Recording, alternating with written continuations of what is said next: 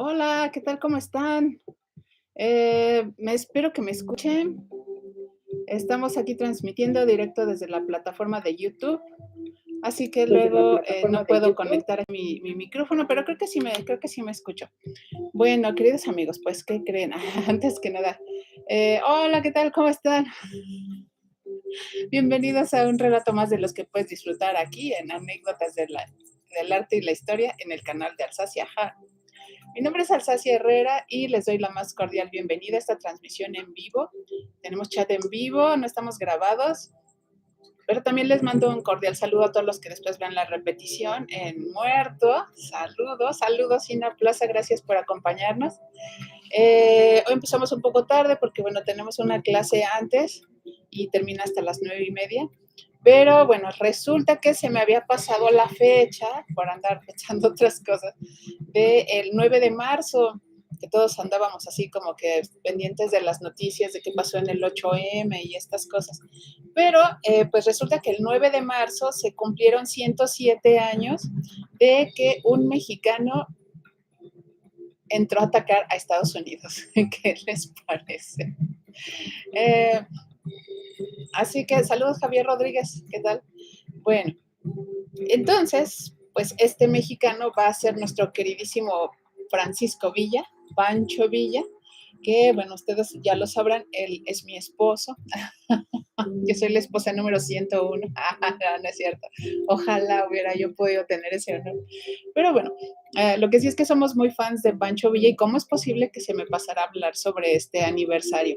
Bueno, ¿cómo estuvo esta cosa? Fíjense que pues fue un hecho tan insólito en la historia de los Estados Unidos que otra nación se atreviera a atacarlos y más una persona, un personaje como Francisco Villa, que ha sido pues tildado de bandolero y robavacas, pero pues todo el mundo no le negamos el papel fundamental que tuvo en la Revolución Mexicana, en sus dos etapas, en la etapa del maderismo, donde apoya con sus tropas y deja de ser bandolero, y después en la segunda etapa, cuando va a vengar la muerte de Francisco y Madero, y va a luchar con todo lo que pueda contra Victoriano Huerta. De hecho, a Francisco Villa se le debe la toma de Zacatecas junto con Felipe Ángeles y tomando Zacatecas, pues de ahí pudieron entrar hacia la Ciudad de México para ir cercando cada vez más a Victoriano Huerta. Saludos a Rubén Sánchez. Bueno, ¿qué pasó? Ya después de que hacen la convención y todas estas cosas y que llega Villa y Zapata a la Ciudad de México, pues Carranza no estaba muy feliz de que se hubieran unido estos dos caudillos, Zapata y Villa, porque los veía como muy por debajo, que no eran ejército regular, que no estaban disciplinados, bueno, eran de las tropas más disciplinadas, pero él decía que no, pues él siempre, Carranza en su papel de burgués, él siempre fue un hacendado, luego va a ser gobernador de Coahuila, y él va a ser el que rechaza el que Huerta usurpe la presidencia, entonces él es el primero que se levanta en armas, pero pues se le van a unir Villa, Zapata, Álvaro Obregón. Pero ¿qué pasó? Que Álvaro Obregón se va a unir más con Carranza y Villa y Zapata van a quedar como relegados un poco. Incluso van a llegar al grado de que con estas diferencias, pues va a llegar a surgir un odio a muerte entre estas dos facciones. Y bueno, saludos a Anthony Batista. Pues, ¿qué creen? Que Carranza va a decidir corretear a Villa, ¿no? Quiere aniquilarlo porque pues tenía mucho arrastre, mucho carisma, lo seguía mucha gente del pueblo y no tanto a Carranza, que ya empezaba como a mostrar cierta ambición por el poder solamente y por pues luchar por sus privilegios de clase, ¿no? Así que bueno, pues Villa va a estar en contra de estos dos, de Álvaro Obregón y de Carranza. Y bueno, con todo esto, pues, ¿de dónde sacaba Villa su armamento? Pues resulta que traficaba armas, le vendían los estadounidenses por medio de un judío llamado Samuel Rabel, algo así. Entonces, él siempre le consiguió armamento a Villa y municiones, pero ya cuando está esta pelea entre los carrancistas y los villistas, pues Rabel va a defraudar a Villa, le va a lo va a transar Villa le paga mucho dinero para que le haga un cargamento de municiones y de armas, y el señor Rabel los acepta, Samuel Rabel los acepta, y se va a dar a la fuga con el dinero de Villa, lo cual pone a Villa furioso, furioso. Saludos a Tarcisio Agustín, saludos a HP Lovecraft para escuchar. Tarcisio Agustín dice, el que habla mucho a Pancho Villa es Paco Ignacio Taibo II. Exactamente, justamente lo que les voy a comentar hoy, pues todo lo sacamos de su libro, Pancho Villa, una biografía narrativa. Entonces aquí él te va a sacar con pelos y señales todo lo que pasó en esta invasión a Columbus. Pero estamos en los antecedentes, ¿no? Entonces Villa decide cobrarse esta traición y resulta que además los Estados Unidos habían permitido, para empezar reconocieron el gobierno de Carranza y Zapata y Villa no estaban muy felices de que fuera presidente Venustiano Carranza porque la convención que hicieron en Aguascalientes, donde se reunieron todas las facciones revolucionarias, pues no eligieron a Carranza, ellos habían elegido a otro señor, que ahorita no me acuerdo el nombre, pero Carranza no respetó ese acuerdo democrático que habían hecho votaciones en la convención, todos se pusieron de acuerdo, firmaron en una bandera de México en vez de un documento, y Carranza se lo va a pasar por el arco del triunfo, así literal. Así que, pues Villa está muy enojado con Carranza. Y en una de esas, él está en sus cuarteles, por allá en el norte, y recibió un ataque sorpresa fulminante, bueno, casi fulminante, le hizo muchísimas bajas a los villistas de parte de Carranza, pero fue porque Estados Unidos reconoce el gobierno de Carranza y además le da paso libre a sus tropas para que crucen la frontera, pasen por Estados Unidos y le lleguen de sorpresa a Francisco Villa, que él los esperaba que pues, llegaran así subiendo desde el sur y le cayeron desde el norte, cosa que él nunca se esperó. Así que va a querer cobrarse esas afrentas. Primero, darle cacería a este señor Samuel Rabel, que lo transó con su dinero, no le entregó las armas que él le había comprado, y pues para vengarse de los estadounidenses por reconocer a Carranza y por darles paso libre por su frontera para que llegaran a atacarlo, ¿no? Así que pues eso va a ser la razón por la que Pancho Villa decide atacar esta población de Columbus. Pero como les digo, fue un hecho tan pues inaudito que alguien se atreviera a atacar a la nación estadounidense y luego más desde México y luego peor por Pancho Villa, pues fue sonadísimo, les dio en la torre y bueno, nadie se lo esperaba, así que se crearon muchas leyendas alrededor de este hecho. Así que es muy, muy difícil conocer bien a bien qué fue lo que pasó, pero Paco Ignacio Taibo trata de recopilar la mayor cantidad de información de varios historiadores, memorias que escribieron testigos y pues testigos tanto milicianos de Villa, testigos de parte de los carrancistas, testigos de la prensa de Estados Unidos, testigos de la población de Columbus y pues los que lo vieron en su paso desde Chihuahua hasta Columbus, ¿no? Así que vamos a ver qué fue lo que pasó. Y Rock Brutal se va con la leyenda negra que dice Pancho Villa abusó también de hombres, de las mujeres y hombres. Pues, ¿qué crees? Que eso es parte de la leyenda negra. Solo fusilaba a los que lo traicionaban, causándole algún perjuicio a su ejército, que era hecho con gente del pueblo, y él mandaba fusilar a cualquiera que abusara de mujeres. Así que él no abusó de las mujeres. Saludos al viejón Andrade. Dice, desde aquel entonces los norteamericanos ya nos vendían armas, exactamente, y ahora dicen, no, ¿cómo es posible? Pero bueno, así son, así son. Saludos, Fernando Córdoba. Tarcisio Agustín, ¿conoces a Jesús Vargas, historiador? No. Bueno, si quieres darme más datos de... Pero bueno, ¿qué pasó? Dentro de todo este relajo que les cuento, pues bueno, hay unos que dicen que fueron así miles y miles de mexicanos comandados por Pancho Villa para atacar esta guarnición en Columbus. Hay otros que dicen que eran muy poquitos, otros que ensalzan a los que defendieron, los norteamericanos que defendieron Columbus. Y bueno, hay muchos testigos que pues en sus nerviosismo o en querer echarle más crema a los tacos de cada bando, pues van a exagerar. Así que pues les digo que es muy, muy difícil de saber, ¿no? Pero ¿cómo que comenzó todo? Pues estaba por ahí del 17 de febrero, estaba Villa en una hacienda llamada la Hacienda de San Jerónimo, en Chihuahua. Entonces contaba con una compañía de 2.600 hombres, pero él pidió voluntarios que no estuvieran enfermos, heridos o que no pudieran pues pelear bien, ¿no? Así que pidió voluntarios que estuvieran al 100, ¿no? Total que va a recibir una selección como de 400 hombres que estuvieran muy bien armados y que tuvieran buenos caballos y que los que no fueran a ir, que como tenía escasez de municiones porque este señor Samuel Rabel le había transado las municiones, pues pidió que todos sus hombres, los que no iban a combatir, que les dieran sus municiones a los que iban a ir a esta expedición. Él decía,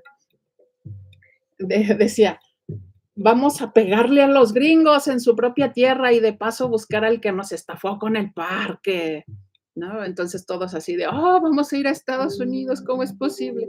Y, pero no sabían bien a qué parte.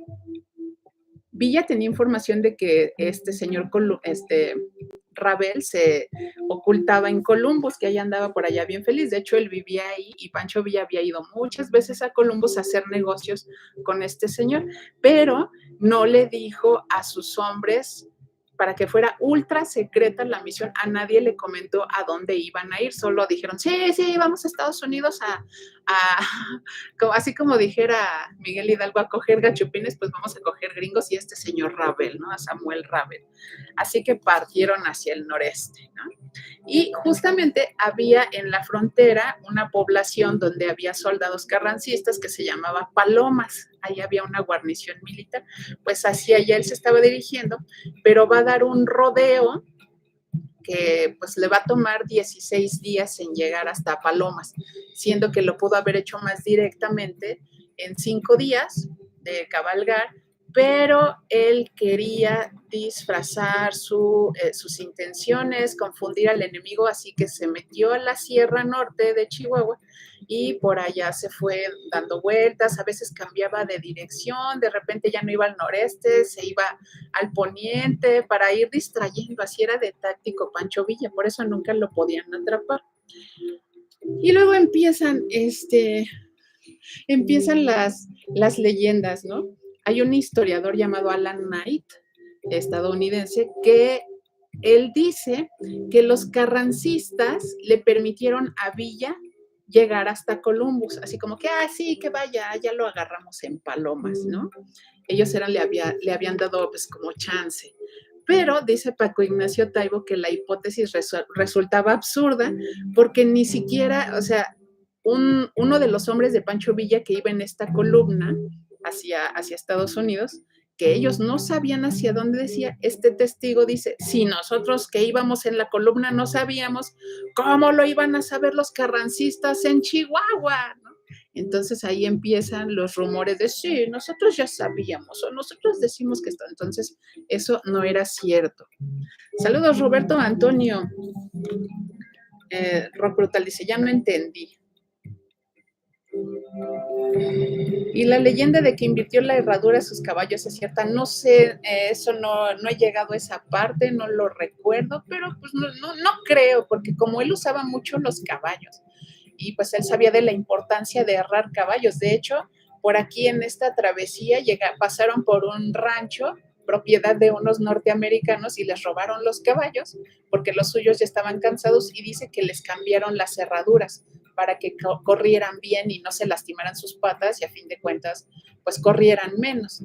Así que no creo que se las pusieran al revés porque pues eso lastimaría los pies de los caballitos, ¿no? Sí, Roberto Antonio, lo más importante que hizo Pancho Villa es defender a Madero y se enfrentó a los oligarcas corruptos en la revolución, entre ellos a los Krill, los antepasados de Santiago Krill, que ya les he contado muchas veces, que los Krill organizaron guerrillas para aniquilar a los villistas de su propio bolsillo. Entonces, ¿ustedes creen que Santiago Krill va a querer algo con gente del pueblo? Pues no. Entonces, pues así van a ir, ¿no? El 22 de febrero, Villa convoca una reunión a su Estado Mayor, a sus hombres más cercanos, y ya por fin les dice que van a ir a Columbus. Es hasta ese momento, hasta el 17 de febrero, digo, hasta el 22 de febrero, o sea, 5 días después de marchar, que ya les dice que van a ir a Columbus. Los testigos dicen que nadie chistó, todos estuvieron de acuerdo, sí, vamos a Columbus, ¿no?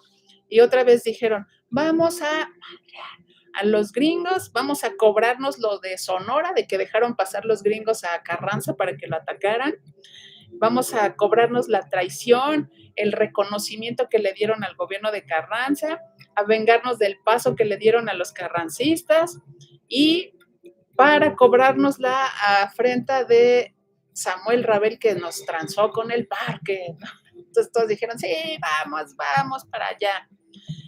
Todos los días de esta marcha pasaban lista para ver si seguían estando los mismos hombres que habían partido en un inicio y pues que no hubo ninguna deserción, todos fieles a Villa, todos convencidos de que tenían que ir a ese lugar. ¿Qué les parece? Viajaban solo en las noches para que no fueran tan difíciles de localizar. Tenían prohibido encender fuego. Imagínense ahí en la sierra, en Chihuahua, súper helado y no podían encender fuego. En una noche, cuentan aquí que uno de los dorados le disparó a un oso, previniendo que los pudiera atacar, pues que Pancho Villa se enojó muchísimo porque por ese ruido los pudieron haber descubierto. Entonces, así de sigilosa fue esta marcha a Columbus, ¿no? Por ahí van a llegar a este rancho donde les digo que van a encontrar caballos, que los van a robar, pues se les opusieron 2 norteamericanos, solo se consignan sus primeros nombres, Ed y Frank, que salieron a atacarlos, pues bueno, a defenderse con rifles. Entonces, bueno, que los fusilaron, ¿no? Pues sí, ahí sí los fusilaron. Y que una señora los estaba esperando, estaba haciéndoles la comida a estos 2 hombres, ya ahí en el ranchito, y pues que ella vio cómo llegaban todos los caballos y llegaban los villistas y faltaba, bueno, venían los caballos de estos 2, Ed y Frank, pero que ya venían sin jinete, ¿no? Los fusilaron, quedaron por allá. Hola, Lobuto, sí, malteadas de fresa. Entonces, esta señora, la cocinera llamada Maud, o Mouth, pues ella va a ser testigo de esta marcha, entonces dice que le dijeron, órale, súbate al caballo y te vas con nosotros. Y ella, ¿sí qué pasó con Edith? Cállate, no te importa. Y ella es la que confirma que siempre marchaban de noche y llegaron a Cave Valley, a 45 kilómetros de él. Allí se puso a Pancho Villa, pero esta señora Maud, después cuando la entrevistaron, oiga, ¿usted que fue testigo? ¿Con cuántos hombres venía Pancho Villa? Acuérdense que solo me venían como alrededor de 400 hombres con él. Pues la señora así exagerando le dijo, venían 2,500 o 3,000 hombres con Villa. Y todos así, ¿qué? Pues hay una gran diferencia entre 400 y 2,500 o 3,000 hombres, ¿no? Entonces todos así de, ay señora, no le exagere. Pero bueno, eso fue lo que ella dijo. Ahí van a descansar. Se les van a unir otros hombres que van encontrando a su paso, pues nosotros no le unimos así, se le unieron vaqueros. ¿Por qué dicen audio? ¿Ya no me oigo?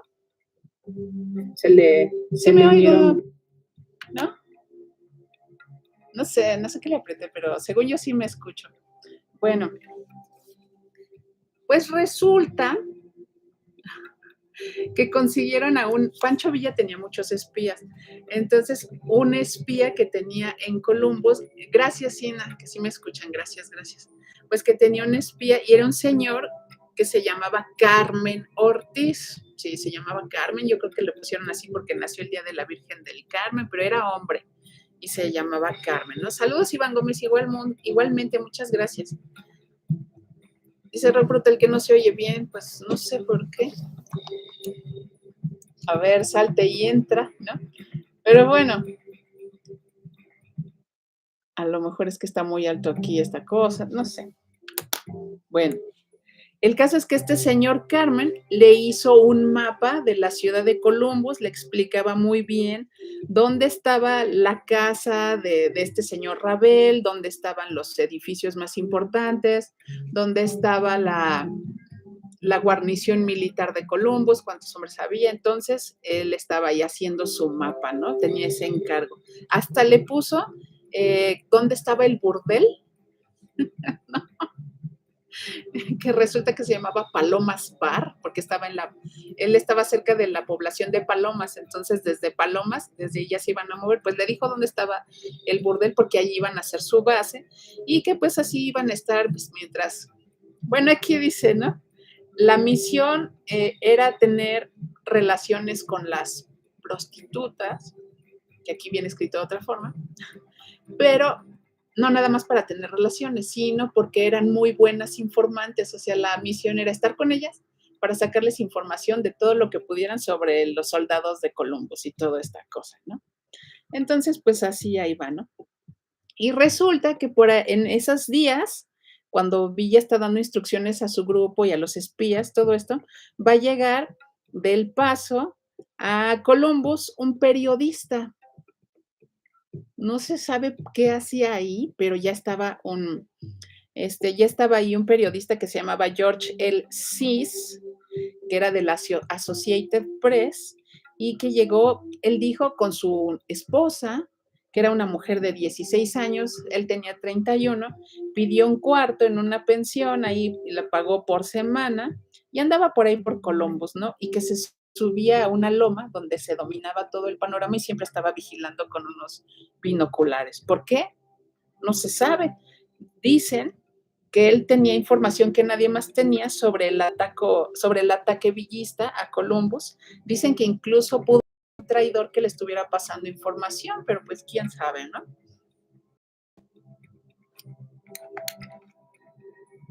Ah, rock brutal, no me distraigas. Bueno, el caso es que pues llegó ese y andaba. Una semana más tarde, eh, ah, aparece una carta, ¿no? Porque Villa pues siempre estaba mandando cartas a su gente, a su ejército. Entonces, por ahí de repente, los Estados Unidos, los estadounidenses, pues interceptaban algunas cartas, ¿no? Así que en una apareció, ya después de que ocurrió este hecho, apareció por ahí un testimonio que según contaba que tenían una de estas cartas, donde decía que Villa estaba considerando el plan de no ir a Columbus, o sea, pasar por Palomas, pero no llegar a Columbus, sino que su objetivo era, no me lo van a creer, pero que era ir a Washington. Imagínense los gringos ya en su fantasía loca, es que quería llegar a atacar al presidente de los Estados Unidos en Washington. Entonces, pues esto va después a hacer que los Estados Unidos se atrincheren en su paranoia de que medio mundo los quiere atacar y que ellos los atacan por la democracia y la libertad y que ellos se tienen que defender. Entonces es por eso que tienen esta gran afición hacia el armamentismo, ¿no?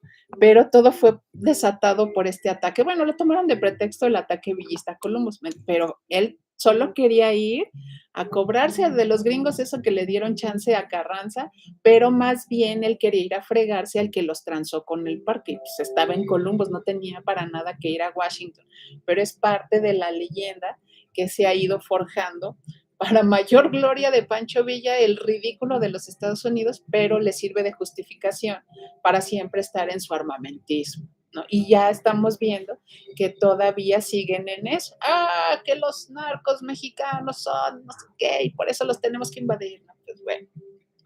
Saludos, Juan Navarro. Saludos, Michelada. ¿Sabían que Villa se sentó unas horas aquí en Los Gringos? Pues no sé, yo creo que sí, porque fue muy famosa esa foto.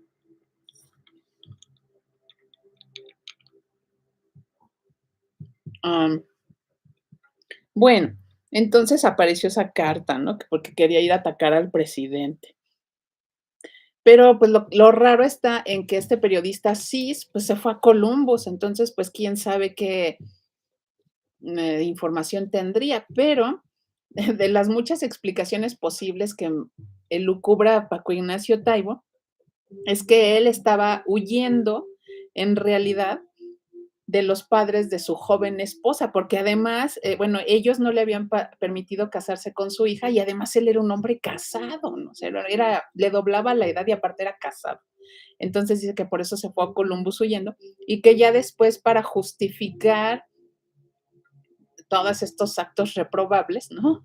Un poco degenerados, eh, pues que había ido para espiar a Villa, pero probablemente lo haya inventado después, pero no se sabe, ¿no? Pero lo que sí es que él estaba ahí en Columbus, ¿no? Así que bueno, eh, Paco Ignacio Taibo va a cruzar muchos informes, muchos documentos y él va sacando también sus propias conclusiones.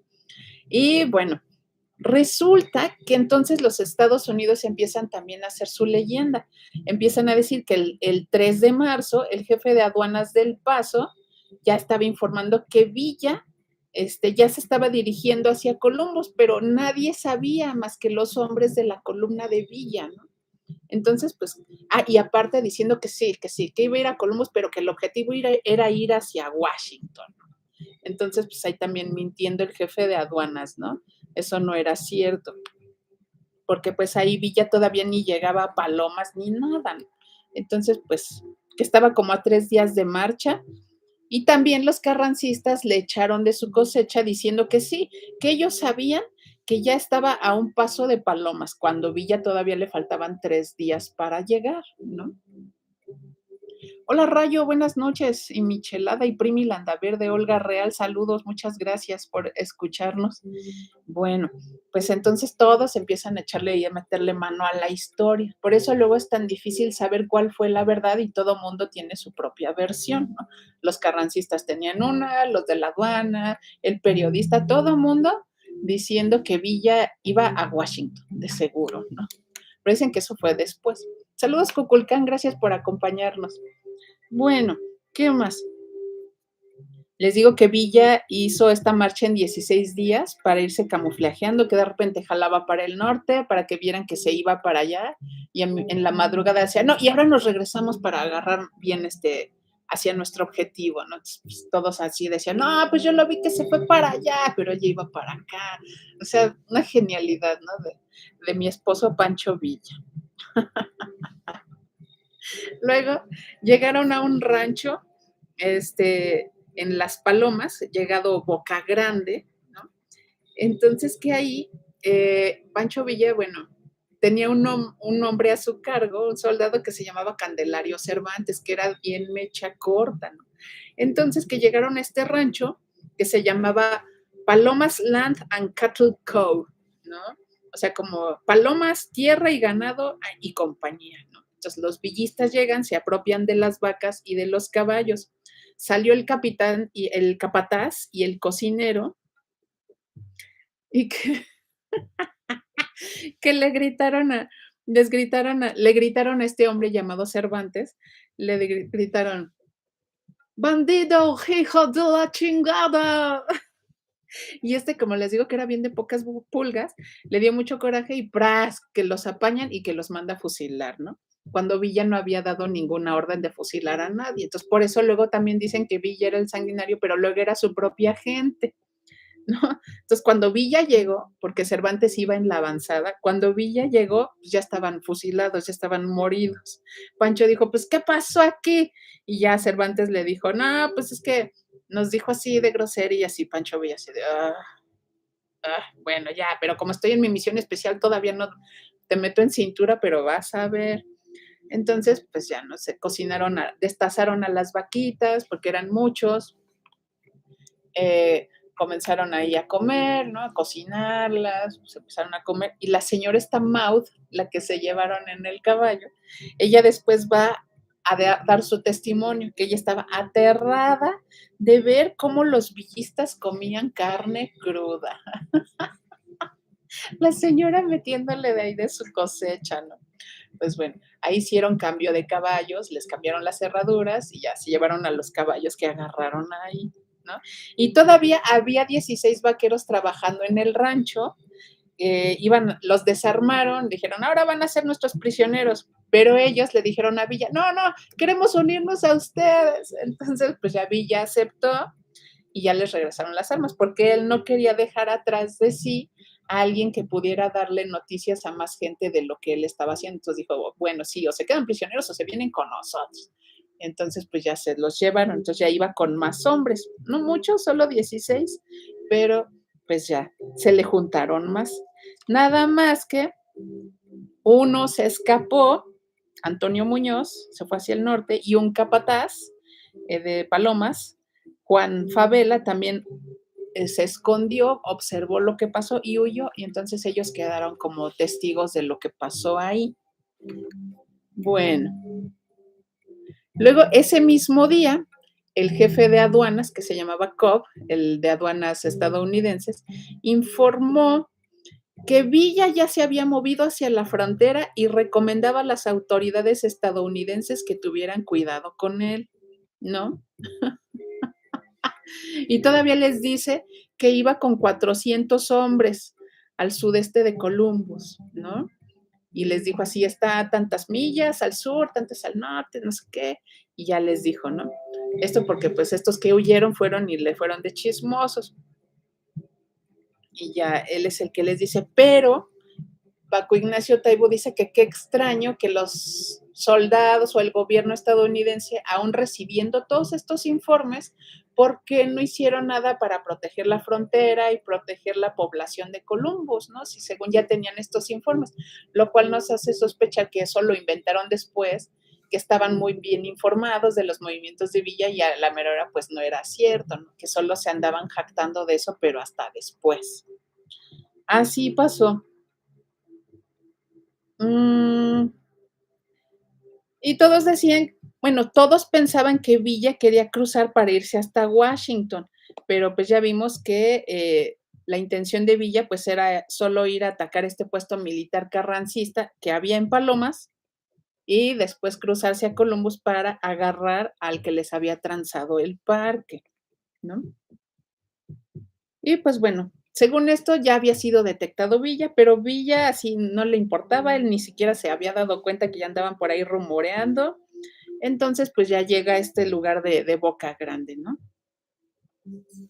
También ya recibe el mapa que le hizo este señor Carmen Ortiz, ¿no? Que se llamaba Carmen, les digo. Entonces le puso ahí las indicaciones exactas de la ubicación, donde estaba Rabel, dónde estaba el banco, dónde estaba el campamento militar.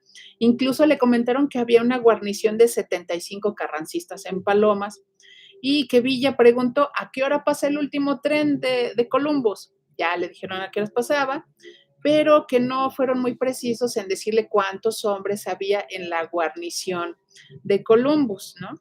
Pero él sí conoce la ciudad de Columbus, les digo que ahí siempre hacía sus negocios de armas. Y pues bueno, también tenía un chico de 17 años llamado Basilio Muñoz, que después va a hacer un libro de memorias de Villa, y era villista de corazón, entonces él le andaba contando todo lo que veía por allá, ¿no? No, Olga del Real, nada que ver, nada que ver. No, no es cierto. Pues Zapata, pero no, nada que ver, ellos se tenían mucho aprecio y para nada lo traicionó. Dile a tu tía que no invente. Bueno, ¿qué más pasó? Pues ya tenían este mapa con la línea fronteriza, la casa del gobernador de Columbus, bueno, el que gobernaba ahí, donde está, los Rabel eran 3 hermanos, era Samuel, era otro, y otro más chico que tenía 13 años, 13, entonces que tenían, de tanto armamento que les había comprado Villa, que se hicieron ricos, se hicieron prósperos, comerciantes y tenían 2 tiendas, pues las tiendas también las pusieron en el mapa. Y estas son las tiendas de los que te transaron, ¿no? También donde estaban los 2 hoteles y todo. Y las órdenes de Villa, que le dio a su mano derecha, que era Cervantes, y a otro llamado Nicolás Rodríguez, era que detuvieran a Samuel Rabel y que le prendieran fuego a todas sus propiedades de ese hijo de la tostada, ¿no? Así fueron sus órdenes. Y que les dijo, mucho cuidado con las mujeres y los niños y ancianos, me los respetan. Y pues cosa que sí hicieron, ¿no? Los ayudaron a salir del fuego. Entonces, pues bueno, al caer la tarde del 8 de marzo, lo que ahora es el Día de la Mujer, pero de 1916, la columna villista ya salió de la hacienda de Boca Grande se fueron rumbo al oriente para desconcertar a los que los pudieran haber seguido y luego cuando oscureció ya tomó rumbo hacia el norte. Entonces ahí va, muy sigiloso Pancho Villa, ¿no? Bueno, pues ahora nos vamos con un coronel estadounidense, a su tía Susana, que le fue a decir, ay, es que ya viene Villa y alístate. ¿Cómo se enteraron? Pues bueno. Entonces que este coronel Moore le dijo a su tía, ay, me hace usted reír, tía, ¿cómo cree que un bandido como ese va a atacar una ciudad americana? No me haga reír, ja, ja, ja. Y no le creyó nada, ¿no? O sea, no se preparó para nada, ¿no? Habrá que se me está viendo en muerto, dice. Gracias. Ah, bueno, y resulta, ¿cómo es Columbus? ¿Cómo era Columbus? Pues de todas las ciudades americanas, pues no era ciudad, era un pueblucho. Ahí estaba un teniente acantonado, tenía una guarnición Camp Furlong, que había estado en Filipinas y que él describía así cómo era Columbus. Que era un racimo de casas de adobe, tenía un hotel, unas cuantas calles donde te hundías en la tierra hasta las rodillas, que había cactus, había mezquites y serpientes de cascabel. O sea, tenías muy poco que hacer con mucho tiempo para hacerlo, o sea que era aburrido, nunca pasaba nada, que nadie pelaba para nada Columbus, ¿no? Pero Villa lo agarró de objetivo porque ahí vivía el que lo había transado, ¿no? Saludos, zombie. Gracias por acompañarnos. Entonces, pues nada más por eso, pero todos así, ay, ¿por qué? Una gran ciudad norteamericana y de ahí se va a ir a atacar Washington, ¿no? Pues nada más era un campamento militar fronterizo que tenía 532 soldados, 21 oficiales del 13 Batallón de Caballería, y que ese mismo día del ataque había estrenado su primera sala de cine, o sea, apenas estaba creciendo, no era nada importante, ¿no? Y que ni siquiera tenían luz eléctrica, no tenían gas, había muy pocas lámparas de queroseno y que era una noche cerrada, muy oscura, no había luna y que un centinela no podía ver a 5 metros más lejos, más allá de su nariz, ¿no? Pero pues les digo, como a fin de cuentas Villa había estado varias veces en Columbus y había vivido ahí, había rentado un cuarto en uno de los hoteles, propiedad de Sam Ravel también, o sea, este señor era muy rico, bueno, todos los negocios que hizo con Villa, ¿no? Aquí nos dice Paco Ignacio Taibo, ¿qué onda con Samuel Ravel? Dice, el sujeto de los odios de Pancho era un emigrante judío lituano que tras haber sido empleado comercial en El Paso, puso en Columbus una tienda junto con su hermano Luis, la Ravel Brothers Mercantile, en Boulevard Street. Sam y Luis Ravel vendían materiales de ferretería, herrería, utensilios de cocina, botas, ropa, telas, rifles, pistolas y municiones. Durante varios años, desde 1913 al menos, los Ravel habían sido proveedores de Villa, o sea, de 1913 a 1916, pues sí, como unos 3 años, imagínense. Y se enriquecieron con la venta de armas y municiones. Y lo siguen haciendo los estadounidenses que se dedican a eso. En el momento del ataque tenían 2 tiendas y 2 hoteles. Arthur, el tercer hermano de 13 años, trabajaba como empleado. Pues pasado ya la medianoche, o sea, ya el 9 de marzo, la columna de invasores dirigida por Pancho Villa llegó a la frontera 3 millas al sudoeste de Columbus. Todavía vieron pasar un tren y que Villa dijo, bueno, que no sabían que allí en ese tren iba Luis Cabrera, que era el ministro de Hacienda de Carranza. Entonces, que a este tren los militares gringos decían que era el tren de los borrachos, porque ese tren lo agarraban los soldados carrancistas desde Palomas, se cruzaban, llegaban allá a la frontera y ahí, pues, se iban a sus borracheras y ya regresaban todos borrachos, ¿no? Pero que nunca se dio cuenta Pancho Villa que allí iba este secretario de Hacienda, ¿no? De Carranza. Luego, pues resulta que un teniente villista, Cruz Chávez, cortó los alambres de la línea fronteriza, ¿no? De la cerca de Púas, a 4 kilómetros al oeste de la garita de Palomas, o sea, la aduanita de Palomas, y ya se metieron en fila sigilosamente hasta llegar a 400 metros del campamento del regimiento, ¿no? O sea, en sus narices les pasaron ahí, ¿no? Dice Recrutal, y en México ya había luz, pues nada más en las ciudades grandes, como en la Ciudad de México, Chihuahua, cosas así, las más importantes, pero la mayoría de México le llegó la electricidad hasta los años 60. Bueno, entonces así se metieron, ¿no? Ah, no se sabe bien con exactitud cuántos hombres. Del lado norteamericano, unos dicen que iban entre 400 y 500, otros dicen iban 484. ¿Y cómo tenían esa fecha, esa cifra exacta? ¿Quién sabe? ¿No? Otros que eran 485, otros que 403, otros más de 400, otros 240, otros, 70 u 80, o la señora esta Maud que dijo que eran como 2,500 o 3,000, otros decían que 600, pero la estimación más exacta la dará el teniente coronel Villanueva Zuluaga de los Dorados de Villa, que da datos muy precisos, pero no hace bien la suma.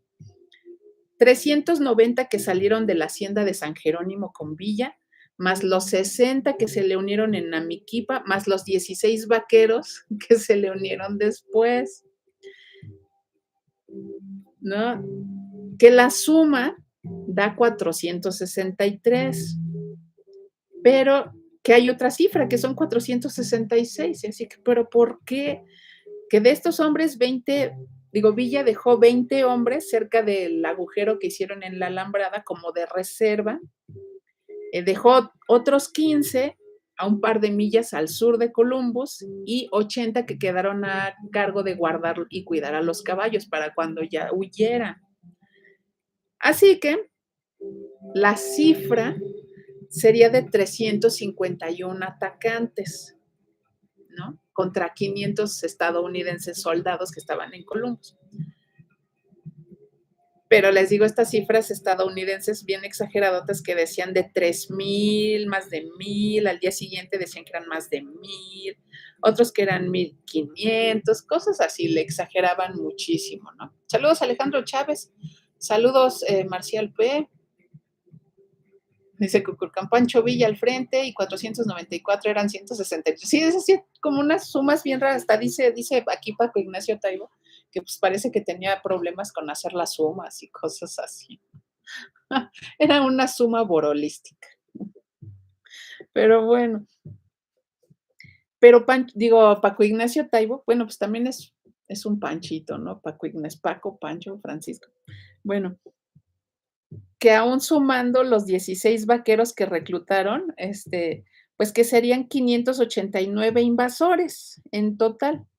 Y dice, parece minucia, hasta que se sitúa ya en la perspectiva histórica, que es el número de mexicanos que intervinieron en la única invasión de un ejército latinoamericano a Estados Unidos. Entonces, por eso les digo que se hace toda esta leyenda así de, no, es que eran como 6,000, porque no lo podían creer que tan solo 589 hubieran participado, ¿no? O sea, 589 fueron los que participaron, pero en realidad los que entraron a atacar fueron 351.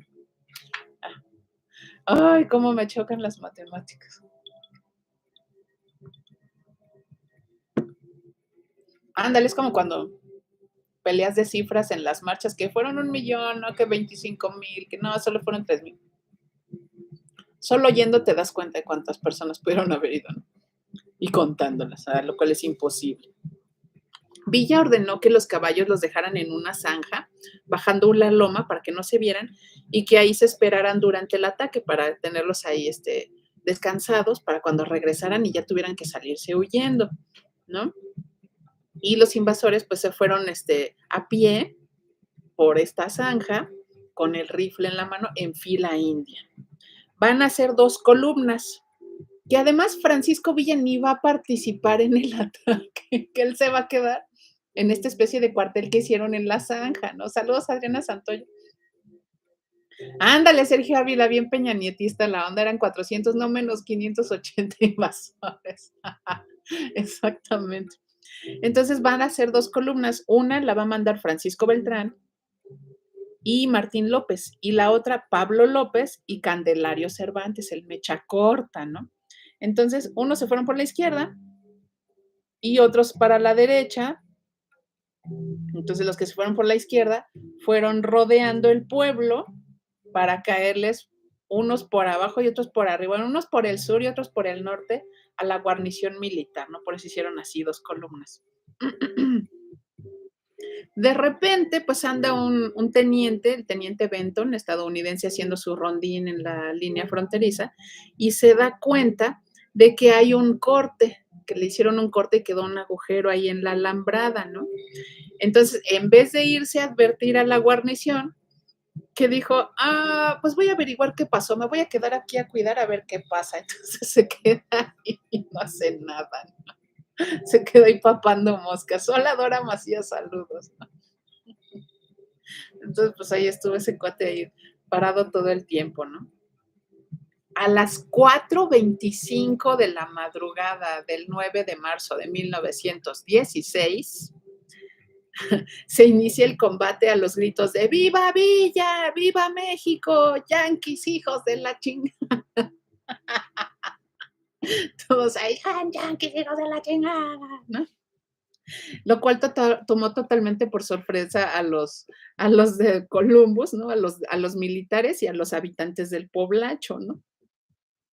Que había de centinelas unos cocineros ahí y que eran los únicos que estaban despiertos a esa hora, pues ya preparándose para hacer el desayuno para todos, ¿no?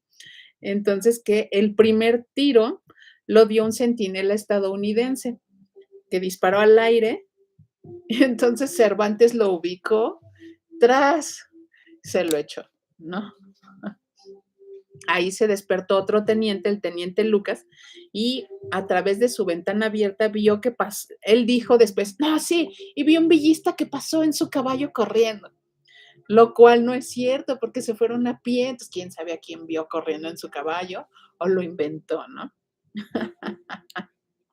Porque pues no entraron a caballo en el pueblo, ¿no? Que este señor Lucas ya se fue hacia el campamento, se escondió ahí. El teniente Castleman se despierta cuando un impacto de bala destruye el cristal de su ventana, toma su pistola, abre la puerta y ¡zas! Se encuentra así, casi se dan un frentazo con un mexicano que le estaba apuntando con el rifle. O sea, el mexicano como que iba entrando así y el otro abre la puerta y se encuentran así los dos de ¡ah!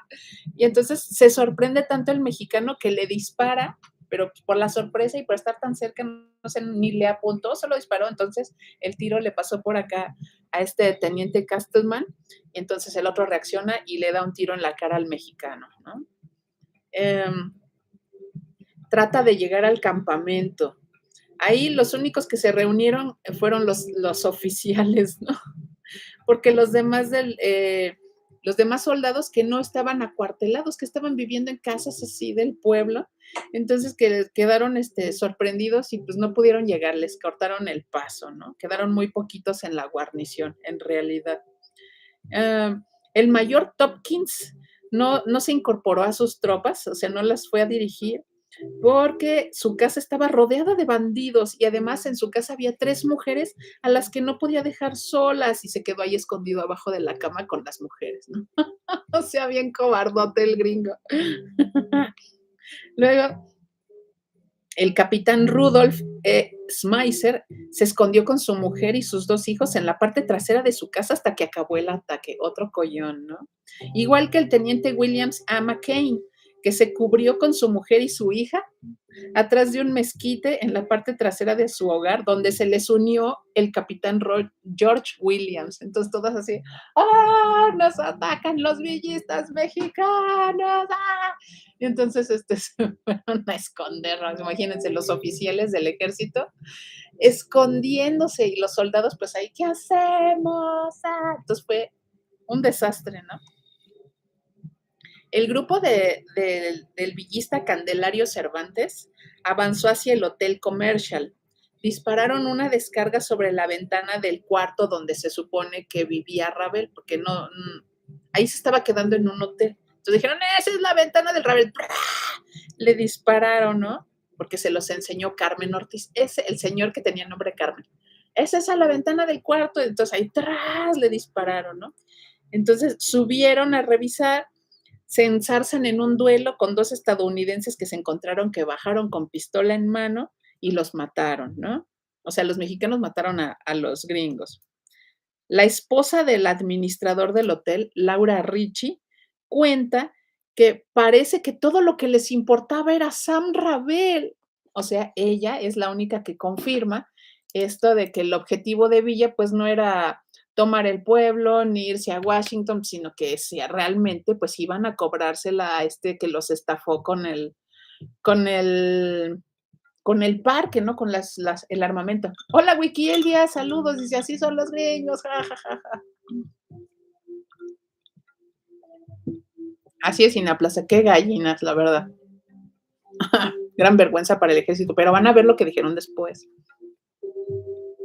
Pues total que en medio del tiroteo, dos coroneles villistas, Cervantes, no, Cipriano Vargas y Carmen Ortiz, interrogaron a un par de niños que se encontraron ahí y a unas mujeres que andaban corriendo así de, ¡ah!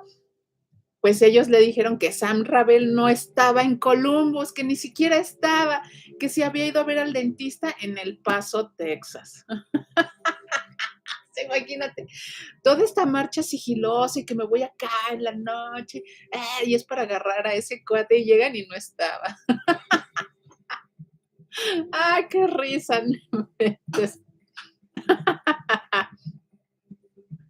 Que un hombre grita en español en la escalera. Ah, no, no, es que después de esto que se enteran que el Ravel se había ido al dentista en El Paso, pues bueno, que a causa de la balacera, pues se murieron, bueno, quedaron muertos o heridos 6 de los huéspedes del hotel. Un hombre andaba gritando en español que había matado al coronel Valenzuela. Candelario Cervantes repetía, lo primero es agarrar ese hijo de la chingada de Ravel. Estaba súper enojado. Pero pues, ¿cómo lo iban a agarrar si ya estaba ahí, no andaba en otra ciudad totalmente diferente, ¿no? Pero Cervantes va a encontrar al hermano pequeño de Ravel, a Arthur, el de 13 años, y lo obliga a que los conduzca a la ferretería de su hermano, ¿no? Y allí estaba escondido el otro hermano, Luis, ¿no? Luis Ravel, que también lo andaban buscando, nomás que no lo encontraban. Y así, ¿dónde está tu hermano? ¡Ah, se fue al dentista al paso! Pues bueno, ahí le dicen, ¿dónde está la caja fuerte? Dicen, aquí está, aquí está. Y ahí están así de, no se abre esta cosa.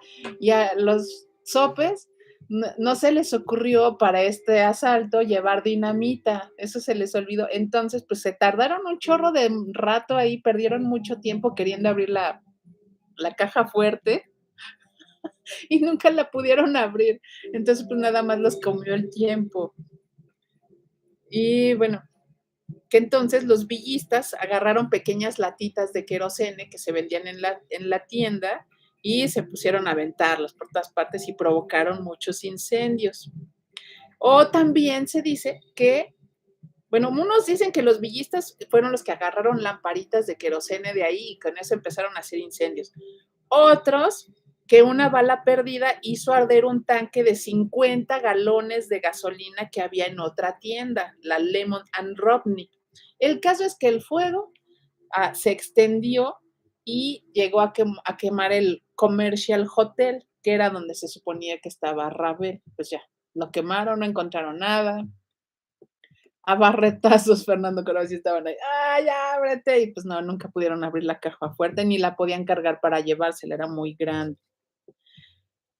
Mientras tanto, en el campamento militar, este grupo de villistas de Sonora, los sonorenses de Beltrán, se encuentran con una resistencia muy eficaz, algo desorganizada, pero muy eficaz de parte de los cocineros. O sea, los soldados andaban por allá, ¡ah! O sus jefes escondidos, ¿no? Pero los cocineros fueron los que plantaron cara y que sí les hicieron muchas bajas. Entonces, que uno de los soldados villistas logró llegar a donde estaban las ametralladoras encerradas bajo llave, diciendo, ah, hasta las podemos vender a otros revolucionarios, ¿no? Ah, no es cierto, no fue un villista, fue un norteamericano que llegó a donde estaban guardadas las ametralladoras y dijo que podían ser vendidas a los revolucionarios mexicanos en 500 o $600 y con esas ametralladoras trató de resistir a los atacantes. Se pusieron a disparar con otros dos norteamericanos una ametralladora, Bennett Mercy, así es la marca, Bennett Mercy, pero se les encasquilló. Entonces, pues ya no pudieron aniquilar a los villistas, se salvaron porque la providencia les encasquilló esta ametralladora, ¿no? Qué loco. Entonces, bueno, ya junto con los fusileros de Castleman, o sea, estos sí eran soldados, poco antes del amanecer, pues ya los obligaron a irse replegando a los villistas. Así que las tropas de Beltrán en este contraataque se les lanzan así de, no, no pueden contra nosotros, y hacen que se retiren los estadounidenses, y que ahí es donde se produce el mayor número de muertos entre villistas, soldados villistas y soldados estadounidenses, según lo que dijo un civil, Edwin Dean. Pero quién sabe. Gracias, Rayo. Dice que viene a oírte. Gracias, gracias. Me emociona y hasta estoy sudando de imaginarme el ataque ahí. Y las lámparas aquí que tenemos. Bueno, el fuego ya se había extendido por toda la población. El centro de Columbus así quedó arrasado, todo reducido a cenizas, quedó así un terreno baldío ya nada más, ¿no? Porque pues, se quemó el hotel y los edificios de alrededor, las tiendas y todo esto. Pero resulta que a los villistas les estaban disparando también desde otro hotel que había y desde las casas. La administradora del hotel quemado, Laura Ritchie, contó después que los huéspedes sacaban sus armas, pistolas y rifles. O sea, desde entonces, los nacionales del país del norte siempre andan armados, siempre traen pistolas, traen armas, traen rifles y pues, ya es su costumbre desde siempre, ¿no? Por lo menos desde hace más de 100 años. Entonces, pues se pusieron a dispararle a los invasores y lo que después contaron es que la mayoría de las bajas, por lo menos en el grupo de Candelario Cervantes, se las hicieron civiles, no los soldados norteamericanos, o sea, lo cual habla de lo chafa que estaba organizado el ejército norteamericano, ¿no? Pero de puro coraje, los villistas van a ir a incendiar el otro hotel desde donde les estaban disparando, el Hotel Hoover. Así de, ay, le tuvimos que prender fuego para sacar esos hijos de la chinga que nos estaban haciendo balazos, ¿no? Entonces, pues ya fueron y quemaron el otro hotel. Ay, Wiki Elvia, la verdad es que sí. Me imagino. Pero es que lo chistoso es que Villa ni siquiera participó en el ataque, él solo les dijo qué hacer, vayan acá y acá, aquí está el plano, ustedes ataquen de este lado, los otros por acá, y me atrapan al condenado de Rabel que me lo voy a justiciar por transarnos nuestro dinero. O sea, él ni siquiera andaba ahí en el fuego, ¿no? Eso fue lo más chistoso. Pues bueno, uh, pues los que habían ido al banco, también se fueron unos al banco, tampoco pudieron abrir la caja fuerte, también perdieron mucho tiempo por no haberse llevado dinamita. Pero los que se fueron a atacar el campamento militar, los de Sonora, sí se llevaron un gran botín, que se llevaron todo cuanto pudieron encontrar. Según el reporte oficial, se robaron 30 mulas, variado equipo militar que incluía 300 rifles Mauser y 80 caballos finos. Pero dicen, después los villistas decían que no eran tan finos porque que eran caballos gordos que no resistieron el viaje por México y de todos ellos solo uno llegó vivo a Durango. Pobres caballitos, o sea que no eran tan finos, ¿no? No, michelada, Villa no estaba ahí tratando de abrir la caja fuerte, él se quedó allá, por donde habían dejado los caballos. Nomás él andaba bien patrón mandando a los otros, pero él ni andaba ahí. Entonces, bueno. Mm, ah, ahora hagamos un poco de regresar en el tiempo, porque cuando empezó el tiroteo, o sea, antes de que se quemara todo y esto, cuando empezó el tiroteo, justamente llegó el periodista cis, el que tenía la esposa de 16 años, llegó al otro hotel y le agarró al telegrafista y se fueron a esconder a la estación de trenes. Entonces ahí le empezaron a escribir al medio, a la Associated Press, empezaron a mandar en telegrama una versión tremendista de lo que fue el ataque a Columbus, diciendo que había como menos de 50 soldados norteamericanos defendiendo el pueblo de 500 villistas. Entonces, pues ya se imaginarán, hagan de cuenta Jorge Ramos, ¿no? Haciendo su montaje, sí, entonces acá nuestro ejército valerosamente defendiéndose de estas bolas de bandoleros y no sé qué, ¿no? Sí, sí, Andrés Jacinto, un Loret Yankee, un gran botín. Sí, ¿no? Entonces desde ahí empezó ahí la leyenda exagerada, ¿no? Hacia las 6:30 de la mañana tocan el clarín con la orden de retirada por órdenes de Candelario Cervantes. Y después el general Pershing, el que vino a buscar, el que hizo la expedición punitiva, metiendo al ejército estadounidense a territorio mexicano para atrapar a Villa, dijo que se retiraron porque se dieron cuenta de que la guarnición era mayor de lo que pensaban. Pero ¿cómo si eran como?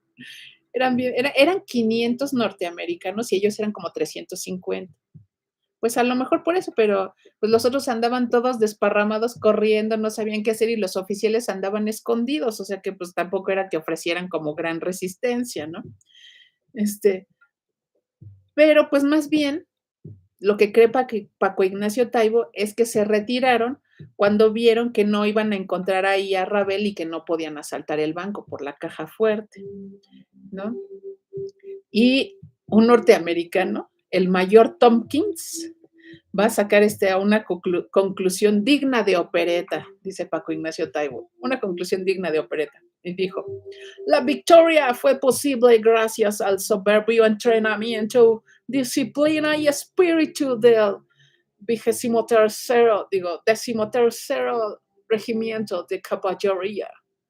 ¿Cuál soberbio entrenamiento, cuál disciplina si andaban todos desperdigados? Y sus oficiales, que eran los que tenían que meter orden ahí, andaban escondidos atrás ahí con las mujeres, atrás de un árbol, abajo de la cama. Ven cómo se hacen las leyendas y cómo los gringos le echan siempre más crema a sus tacos o a sus burritos, no sé qué le echarán más crema, a sus hot cakes, ¿no? Pues bueno, ya los villistas recogieron a sus heridos y se los fueron llevando a la zanja donde estaban guardados los caballitos. A las 7:15 de la mañana se replegaron, pero media hora antes, o sea, como a las 6:45, Villa ya se había ido. O sea, arma todo el relajo y decía, no pasa nada, ya me voy, ¿no? Pues yo creo que fue para protegerse, pero fue así como de, ustedes cubran mi retirada, yo ya me voy, ¿no? Entonces él se fue media hora antes y el combate había durado menos de 3 horas. En la retirada, Candelario Cervantes llegó al rancho de los Moore, 4 kilómetros al sudoeste de Columbus, y dice, cuando íbamos rumbo al cerrito por donde dimos vuelta para cruzar la línea divisoria, nos detuvimos en una casa a un lado del camino. Ahí Cervantes le preguntó al dueño si estaba ahí Rabel. Y el otro le contestó, yo no soy guardia de ese tal Rabel, y agarró su rifle. Y Candelario así de, bendigo gringo, ¡pah! Le echó un tiro y se lo echó. Y todavía salió una señora corriendo así de, mi marido. Y pues nadie la peló. Y todavía el señor había dejado ahí un automóvil. Todavía un grupo de villistas trató de llevarse el carro pues nunca arrancó el coche porque estaba muy viejo. Todo mal le salió, todo mal. Ay, no, qué chistoso. Bueno, a pesar de que ya estaba bien amanecido, se podían ver así a lo lejos las columnas ardiendo de fuego de todo el incendio de Columbus, ¿no? Pero eso fue toda la invasión, ya había terminado todo eso. La victoria es nuestra.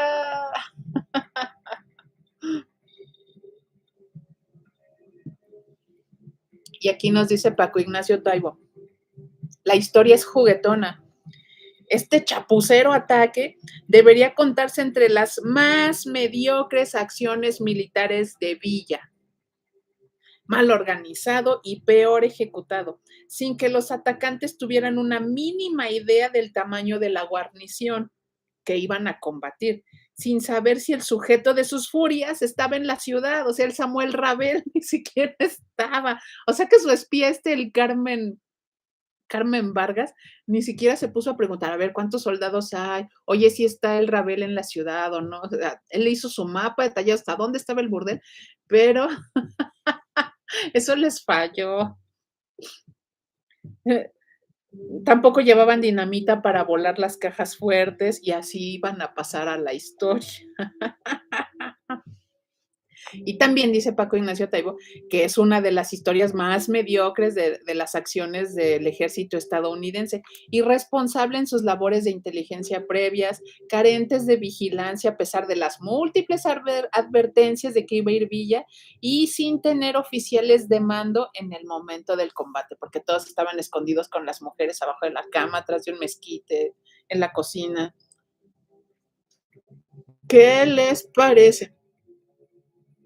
Pero, pues, de todas formas, nos dice Paco Ignacio Taibo que, aunque es obvio que Villa iba para cobrarse venganza de este señor Samuel Rabel, que le transó su dinero y no le dio el armamento pactado. Y aparte, pues, darles un calambre ahí a los gringos por haber dejado, por haber reconocido el gobierno de Carranza y por haberlos dejado pasar para que lo atacaran. Así de, ay, de paso les metemos un calambre, ¿no? Pues que hay un intenso debate académico, o sea, los historiadores y todo, que dice que casi, casi ya tiene elementos esotéricos, ¿no? Porque decían esto de que ya que se quería ir a atacar al presidente en Washington y no sé qué, ¿no? Pero pues para él era solo una venganza justificada, ¿no? Porque el Sam Ravel se negó a cubrir las deudas y pues por lo que les dieron chance a los carrancistas. Así que estuvo pensado como una incursión, ¿no? Y si de pasada conseguía dinero y algo de ganado o de caballos, pues que estaba bien, ¿no? Que estaba súper chido. Pero que no se cree que Villa hubiera calculado, bueno, que Paco Ignacio afirma que no hubo una intención de hacer intervención extranjera de México hacia Estados Unidos, ni atacar a su presidente, ni nada, ¿no? Pero lo único que consiguió Villa, pues fue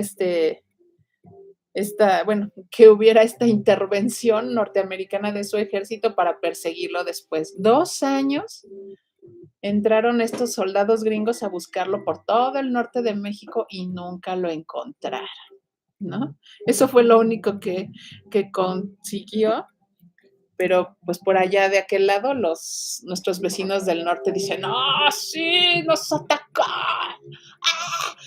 Entonces hay que conseguir más presupuesto para nuestro armamento y nuestra Secretaría de Defensa. Ah, que a partir de entonces, en vez de llamarse, porque en todas las otras naciones se llamaba Ministerio de Guerra, ¿no?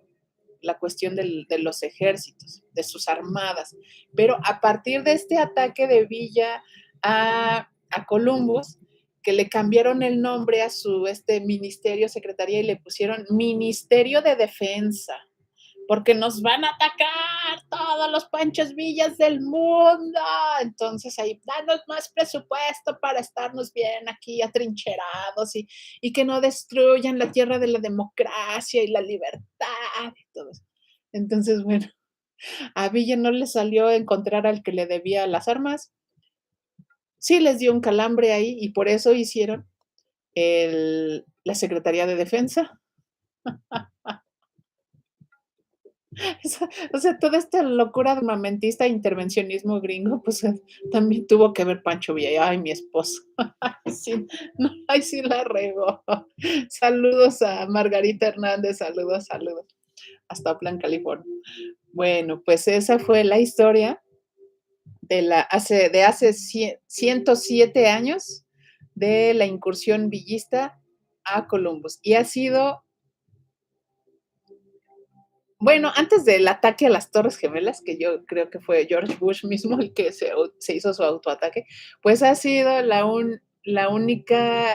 único ataque de alguien extranjero en territorio norteamericano. Tanto se traumaron que pues ahí está su Ministerio de Defensa. ¿Qué les parece? Ándale, Andrés Jacinto, igual que con este señor, el del turbante y la barbita. Lo buscaron un buen de años y terminaron huyendo de Afganistán los yanquis. Bueno, Michela dice, buena anécdota de tu esposo Villa. Sí, está muy chistosa. Les digo que es el peor ataque que él ideó y de los gringos también, pero ahora ya lo magnifican así de, casi se acaba la democracia en el mundo. Pero bueno, no fue para atacarlos en sí al gobierno estadounidense, sino que fue pues para cobrarle que se los transó este señor Samuel Ravel, ¿no? Bueno, muchas gracias amigos por sus comentarios. Dice buena anécdota de tu esposo Villa. Michelada, dice, qué gusto, buena información, me dice Olga del Real, muchas gracias. Y sí, dile a tu tía que no es cierto, no tuvo que ver la traición con Zapata, ese lo traicionó pues fue un miembro del ejército federal que le hizo creer que se pasaba al lado zapatismo y no fue cierto. Es que los nombres de los traidores se me olvidan. Bueno, pues muchas gracias a todos los que estuvieron aquí comentando. A Olga, Margarita, Michelada, Andrés Jacinto, Alejandro Chávez, Rayo, Wiki Elvia, a Michelada, Cuculcán, a Fernando Córdoba, Ina Plaza, Andrés Jacinto, Zombie Lovestein, Stigma Radio, Fernando Córdoba, Dora Macías también. Muchas gracias a Tony Jaguar, Rock Brutal que anduvo por ahí, Adriana Santoyo, Rubén Sánchez, Roberto Antonio. ¿Quién más? ¿Quién más? Creo que ya. Espero que no se me... Abraxas, MTC también. Anduvo por ahí un ratito. Gracias, gracias. Primi Landaverde también nos acompañó un poquito. Bueno, Iván Gómez. Si tenemos pendiente un conversatorio. ¿De qué?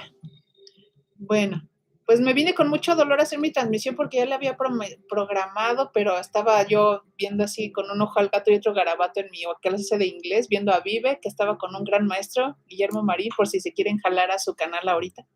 También Tarcisio Agustín, que ya no me dijo quién es Jesús Vargas.